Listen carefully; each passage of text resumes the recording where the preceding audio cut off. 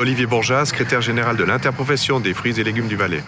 On se situe ici sur le domaine de l'école d'agriculture de Châteauneuf, à proximité de la ville de Sion. Puis une année particulière avec les conditions météo. On a déjà connu un printemps, un mois de février chaud, ensuite un printemps pluvieux et froid, et un mois de juillet assez exceptionnel sur le plan du climat, puisqu'on a des précipitations extrêmement importantes qui ont beaucoup de conséquences sur les productions agricoles, toutes les productions agricoles.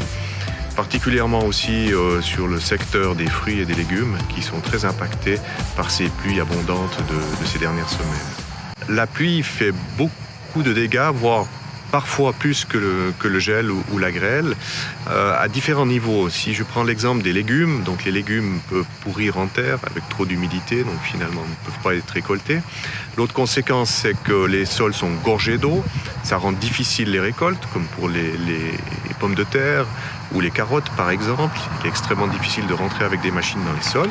Et puis le troisième impact, ça empêche de passer aux cultures suivantes. En ce qui concerne les fruits, notamment les fruits à noyaux tels que les cerises ou les abricots, la pluie les abîme et empêche une bonne conservation de ces fruits. En ce mois de juillet, on constate que finalement toute la Suisse romande a été touchée de manière assez générale et puis de manière assez uniforme.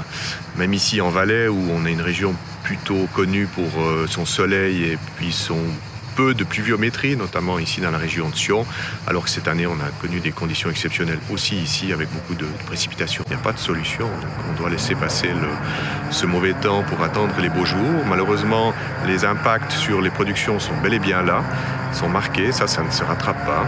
Ce qu'on peut souhaiter aussi, c'est que le consommateur soit plus tolérant en matière de qualité de fruits ou de légumes, soit moins sensible aux petites taches ou aux petites marques, sachant que ça n'altère en rien la qualité gustative du fruit et encore moins le plaisir de le manger.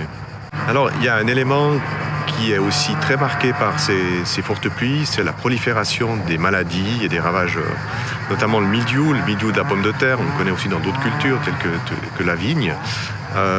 Et ces forts taux d'humidité ont des impacts extrêmement importants sur la production de pommes de terre. On ne peut qu'encourager le consommateur à consommer des produits suisses, donc vraiment lors de ses actes d'achat, quels que soient les réseaux et les créneaux de distribution, à bien regarder d'où proviennent les produits et de certainement être aussi un petit peu plus crédule en matière de qualité visuelle sur les fruits et légumes. Une petite marque ou une petite tache n'a aucun impact sur la qualité gustative du fruit ou du légume.